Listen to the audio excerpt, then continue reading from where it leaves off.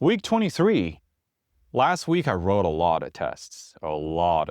I didn't particularly want to do them, but I'm beginning to realize their importance, particularly in the AI-assisted programming world.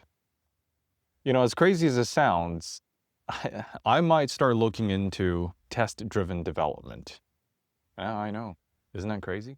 For a bit of context, so what is test-driven development? In a typical development cycle, developers would typically write features for a particular app and then, if they're good enough, write tests to test the features that they implemented to make sure that, it didn't break anything before, it's working as intended, so on and so forth. A test-driven development sort of flips that on its head. Instead of writing the features first, you write the tests first. In other words, you put on the training wheels onto your bike before you even get onto the bike. And the benefit of doing this is that, you're not trying to mold your tests to your features. It's the other way around. So the features that you implement will be theoretically more robust. And the problem with this is, of course, most developers are not terribly interested in writing tests, right? That's the least sexy part of an app development. And, we're not programmed, we're not wired to feel pleasure from writing tests. And as a result, a lot of, more app development efforts than there should be actually don't have any tests or don't have enough test coverage. I started my effort without even giving any consideration to tests because, again, I like to feel joy while doing what I want to do with the development of the app. But in the AI-assisted world, when I'm using AI for a lot of the feature implementation and stuff that I do in my repo, I might have to look very deeply into test-driven development. Now, for clarity, I haven't actually implemented that yet. I just wrote a whole bunch of tests after I've written the features. But going forward, this is something that I might think about implementing. Now, why is this important, particularly in the AI world? AI models are really powerful. They can do a lot of things much faster than you and perhaps much more competently than you if you're not particularly familiar with a particular library or a particular new feature of a language, right?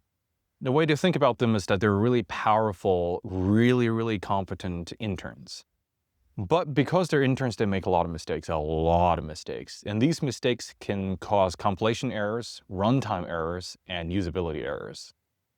For compilation errors, it's relatively simple and straightforward to fix.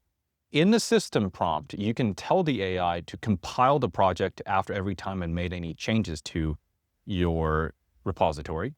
And when it runs into those issues, it would actually read the error output and then try to figure out how to solve it. So after a couple of iterations, I typically find that the AI can resolve compilation errors pretty successfully without actually taking shortcuts that it shouldn't be taking. With runtime errors and usability errors, that's a bit more difficult, as you can imagine, because it's not compilation time. It's not something that they can easily read from an output of a console and then try to fix. And that's where tests would come in.